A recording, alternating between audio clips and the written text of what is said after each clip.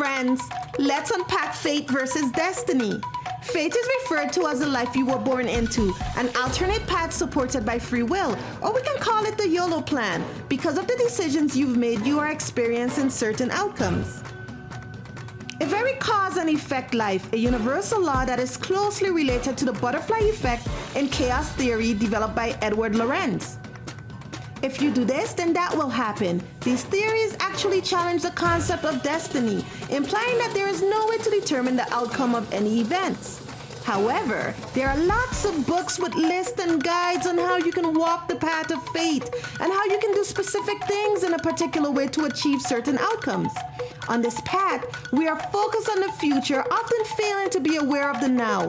What's truly interesting about this journey is that while we may choose fate to have control of our outcomes, the chaos theory actually suggests that we should expect the unexpected, because in reality, we truly have no control over what the outcomes will be. Fate keeps us in our comfort zones, repeating the same cycles of toxicity and blockages because the thought of change ignites feelings of fear.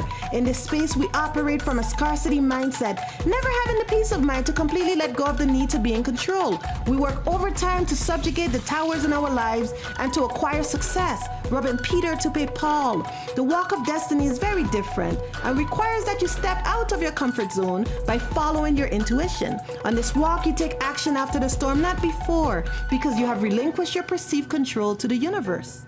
The storm is typically a disruption caused by your soul.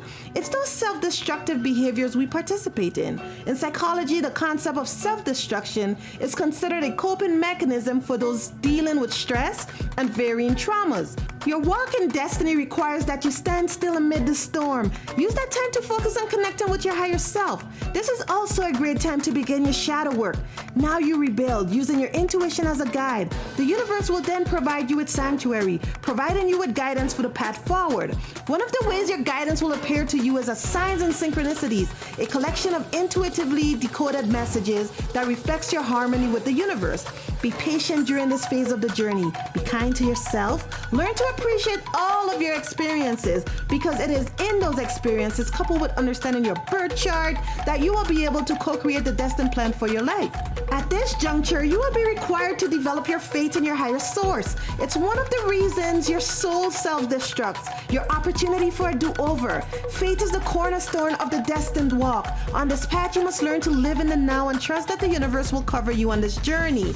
At the crossroads, we must choose between fate and destiny. The thought of choosing destiny over fate can bring about emotions of guilt. We feel uneasy about choosing this over that, and we foolishly accept this emotion as our compass for morality, when in fact the guilt of choosing fate over destiny is self-destructive.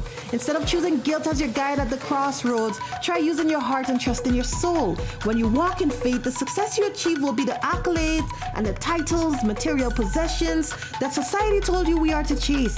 The walk of destiny alters your perception of success and reminds you that giving and receiving love is the only true measure of success. On this path, you are choosing to connect with divinity, opening your heart to receiving guidance from the universe. If you don't feel like a rebel on your destined path, creating your own rules to nourish your soul, keep going. You're not there yet.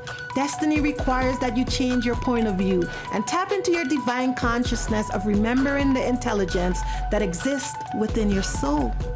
Love and light, friends.